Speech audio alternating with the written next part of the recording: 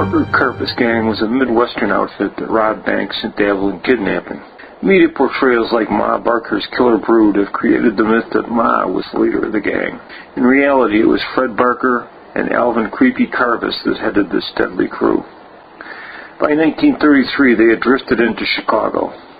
In March, Fred Barker and Karpis holed up at the Irving Hotel. They were there for plastic surgery by hoodlum doctor Joseph P. Moran, who, for a fee of $1,200, successfully removed Karpis's fingerprints, to the extent that years later Karpis had difficulty obtaining a passport to re-enter his native Canada. But his work on the two men's faces was judged a dismal and painful failure. In 1934, the Barker-Karpis gang kidnapped Minnesota banker Edward Bremer. Moran helped launder the $200,000 ransom through his Chicago practice. 6 months later, while drinking with the gang in a club just outside of Toledo, Ohio, Moran bragged about the power he now held over them. He knew incriminating details about their crimes, saying, "I have you guys in the palm of my hand." Bad move. In September 1935, a badly decomposed body of Moran washed up on the shores of Lake Erie in Canada, minus his hands and feet. In June of '33, the gang staged their first kidnapping when they snatched St. Paul beer baron William Ham.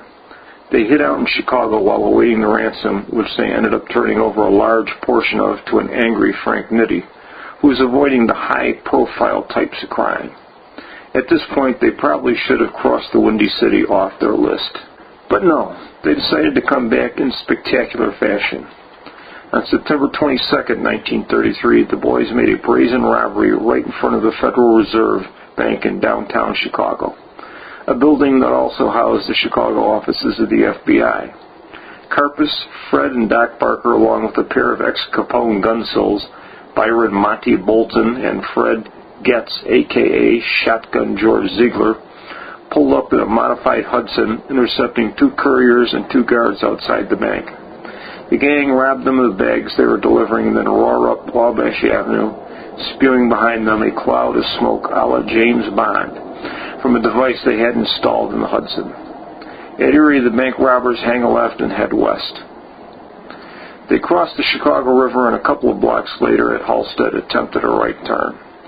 Their speed and the weight of the armor plating forced the car into oncoming traffic and a head-on collision with a southbound Ford. Standing at the corner were police officers Miles Cunningham and Maurice Fitzgerald, who were just starting their shifts, unaware of the robbery that had just happened.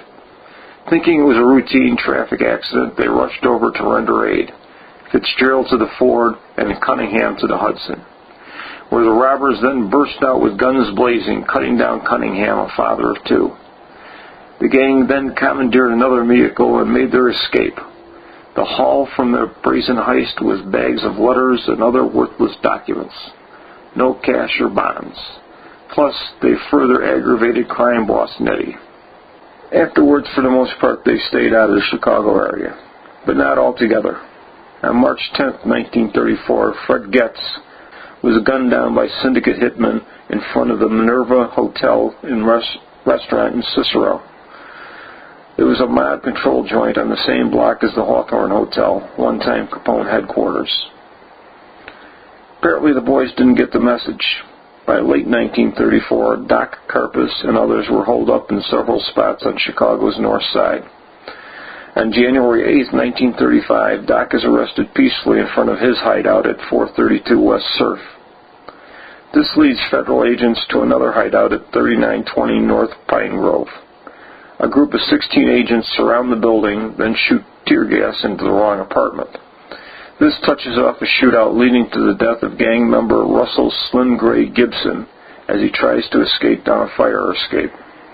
Several others are arrested, including Byron Bolton, the close friend of the late Fred Getz, who sings like a canary. Bolton, a former Navy machine gunner and associate of the defunct St. Louis mob known as Egan's Rats, was privy to many of the Barker gang's crimes. He even pinpointed the Florida hideout that Ma and Fred Barker were at, both of whom were killed in a shootout with the FBI a week after Bolton's arrest. And that's the tale of the Barker-Karpis gang in Chicago.